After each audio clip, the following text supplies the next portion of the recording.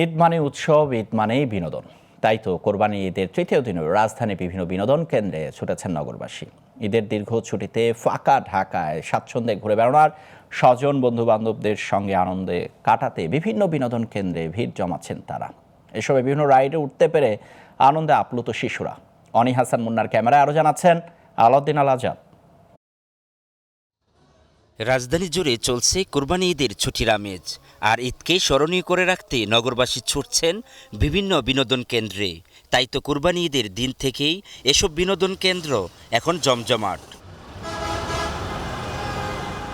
ঈদের তৃতীয় দিন দুপুরের তপ্ত রোদেও শিশু ও দর্শনার্থীদের আনাগোনায় মুখরিত শ্যামলী শিশু মেলা।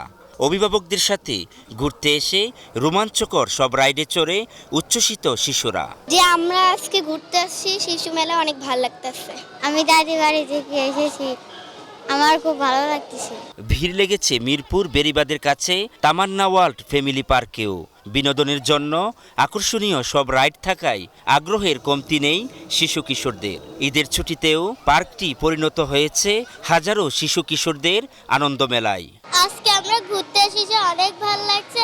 আমি আমার মা বাবার সঙ্গে ঘুরতে এসেছি, ওখানে আমার ভাই। ঈদের ছুটি আমাদের আবার এসএসসি পরীক্ষা এখন মাত্র শেষ হয়েছে, তো এটা তো আমাদের জন্য খুবই এনজয়েবল একটা টাইম। সবকিছু দেখতে অনেক সুন্দর, আর তুলনামূলক ভিড় তো আছে অবশ্যই। এদিকে ইট পাথরের এই শহরে সবুজের ছোঁয়া পেতে অনেকেই ছুটছেন জাতীয় সংসদ ভবন এলাকার সবুজ চত্বর আর খোলামেলা পরিবেশে।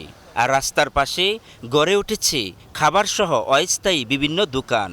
এমন পরিবেশেও ঘুরতে পেরে খুশি শিশুরা। বাবার কাছে ঘুরতে যাচ্ছি সন্তোষ ভবনে, এখন ভালো। আমি এখানে যেহেতু ঘুরতে আসছি, অনেক মজা হচ্ছে মা বাবার সাথে। আর একদিন পর থেকেই ধীরে ধীরে চেনা রূপে ফিরবে রাজধানী।